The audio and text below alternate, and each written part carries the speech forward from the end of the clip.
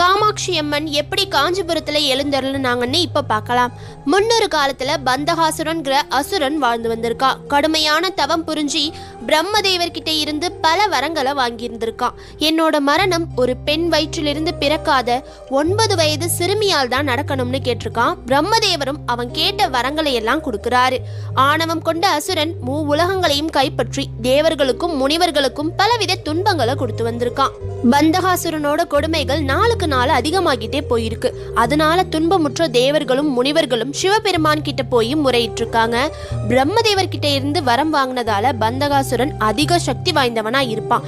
அவனை அழிக்கிற ஆற்றல் அன்னை ஆதிபராசக்தி தேவிக்கு தான் இருக்குன்னு சொல்லி அவங்கள தேவி இருக்கிற இடத்துக்கு சிவன் அனுப்பி வச்சிருக்கார். காளி தேவியா அவதாரம் எடுத்த பார்வதி தன்னோட கருமை நிறம் போக காமகோட்டம்னு அழைக்கப்படுற காஞ்சிபுரத்துல ஒரு கிளி வடிவத்தில் செண்பக மரத்து மேல அமர்ந்து சிவபெருமானை நோக்கி தவம் இருந்து